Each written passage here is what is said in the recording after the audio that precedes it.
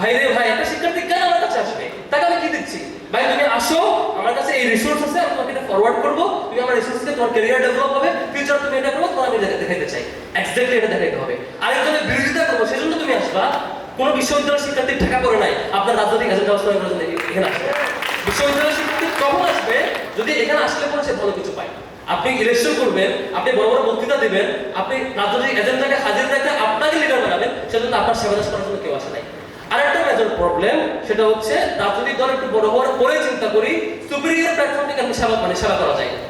শুধু একটা বিশেষ প্ল্যাটফর্মকে সুপিরিয়র বানানো এবং তাকে ফলো করা, তিনি যা বলবেন তাই হবে, আপনার কর্মীদের মূল্যায়ন থাকবে না। এখান থেকে মানে প্রত্যেকটা ছাত্র সংগঠনকে ইনকাম রিফর্ম করা উচিত না, এটা হবে না। আমার কর্মীরা যারা আসবে তারা এম্পাওয়ার ফিল করবে, তারা যা বলবে তাই হবে, তারা নিজেরা এম্পাওয়ার ফিল করবে। তারা আমার পিছনে ঘুরবে বা আমি তাকে নিয়ে ঘুরবো, আমি নিজে নেতা হওয়ার জন্য এই প্র্যাকটিস থাকবে না, বরং তারা আমাকে কারেকশন দিবে। আমার ছাত্র শিবিরে একটা প্র্যাকটিস করি, প্রত্যেকটা প্রোগ্রামে করে দাঁড়ায় করি, ভাই আমার বিরুদ্ধে আজকে আপনাদের কোনো, আমার ব্যাপারে কোনো কনসার্ন আছে কিনা, যে আমাদের কারণ হচ্ছে ইহতেসাব, বাংলা বলে পর্যালোচনা, যে বলে যে আমাদের ব্যাপারে কোনো পর্যালোচনা আছে কিনা, বলে সভাপতি নিজে দাঁড়ায়, প্রোগ্রাম শেষে দাঁড়ায় বলে কোনো পর্যালোচনা আছে কিনা, সে নোট নেই।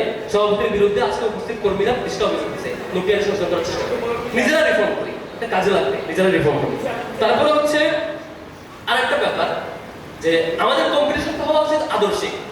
ডেমোক্রেটিক পরিবেশে সব সংগঠন একমত হবে, এটা আশা করা উচিত না। ডেমোক্রেটিক পরিবেশে প্রত্যেকটা সংগঠনের আলাদা মতামত থাকবে, এটাই সৌন্দর্য। সেজন্য এক এক সংগঠনের আরেক সংগঠনের দ্বিমত থাকবে, এটা হলো খুবই গঠনমূলক। ট্যাগিং ফ্রেমিংটা, আয়সা মব ক্রিয়েট করে তাকে থামায় দেওয়া না, আয়সা তাকে এটা করতে পারবে না, প্রোগ্রাম ক্যান্সেল করতে হবে, ওটা তার রাইট নাই, ওখানে ঢুকতে পারবে না, আমরা কয়জন একমত হলাম, চুক্তি হলাম, সে রাজনীতি করতে পারবে না। এই জিনিসটা সুন্দর স্ট্র্যাটেজি না। আপনি সিস্টেমেটিক অ্যাপ্রোচে যান, আপনি সিস্টেমেটিক অ্যাপ্রোচে থামান। আপনি তার বিরুদ্ধে, যেমন ছাত্র শিবিরের বিরুদ্ধে নাকি অনেক অভিযোগ ঢাকা বিশ্ববিদ্যালয়, আমি বারবার বলছি ঢাকা বিশ্ববিদ্যালয় ছাত্র শিবিরের ব্যাপারে স্পেসিফিক অভিযোগ কি বলে, 10টা কেস, 5টা কেস, 3টা কেস, এই 10টা কেসের কারণে শিবির ঢাকা বিশ্ববিদ্যালয় রাজনীতি করতে পারবে না। অভিযোগ দেন, আমি ডিল করি, লিগালি ডিল করি, ফর্মালি ডিল করি, সেটা করবেন না। আপনার খালি হচ্ছে মানে শুধু এজেন্ডা হাজির করবেন। তো আজকে একজন লিডার বলতেছিল যে ছাত্র শিবির নাকি রাষ্ট্রীয় তখন অংশগ্রহণ করে নাই, মিডিয়াতে বলে ফেলতেছে একজন একটা নির্দিষ্ট সংগঠনের লিডার। আমি ওনাকে বলতে ইচ্ছে করছিল যে 1977 এ ছাত্র শিবির গঠিত হওয়ার পর থেকে 77, পরবর্তী 79 বা 80, 82 বা 90 যে কয়টা রাষ্ট্র হতে প্রত্যেকটা ছাত্র শিবিরের প্যানেল ছিল, কিন্তু তিনি হঠাৎ করে একটা মিথ্যা হাজির করলেন মিডিয়ার সামনে। এভাবে মিথ্যা প্যানেল থেকে সরে আসতে হবে। এই তথ্য নির্ভর সঠিক তথ্য বলে কম্পিটিশন আসে, তাইলে মানে সঠিক কাজটা হবে। এরপরে আসি ফাইনাল যেটা, সেটা হচ্ছে শিক্ষার্থীদের জন্য একটা ভয়হীন পরিবেশ তৈরি করা, নিরাপদ পরিবেশ তৈরি করা। আপনি খালি আরেকজনকে ট্যাগিং দেন যে অমুক দল এটা করে কেন, কিন্তু আপনি যে আরেকজনকে ভয়ের পরিবেশ তৈরি করেন, যে সে শিবির করে কেন, সে বাম করে কেন, সে ছাত্রদল করে কেন, তাকে উল্টা ট্যাগ দেন, তাকে কর্নার করার চেষ্টা করেন। এই নীতি করলে আপনার রাজনীতি হয়তো 5 দিন দেখবে, 5 ঘন্টা আপনি জয়ী হবেন, 10 ঘন্টা জয়ী হবেন, 1 বছর পরে গিয়ে শিক্ষার্থীরা আপনাকে লাল কার্ড দেবে, আপনার পক্ষে আসবে না। এবং এটাই হয়েছে অনেক সংগঠনের ক্ষেত্রে, রিক্রুটমেন্ট অফ, শিক্ষার্থীরা আসে না, সারা দেশে কোনো কাজ নাই, নির্দিষ্ট জায়গায় 10-15 জন খালি হচ্ছে আমরা কাজ করতে থাকি। এখান থেকে সবাই রিফর্ম করে একটু ভাবি নিজেদের।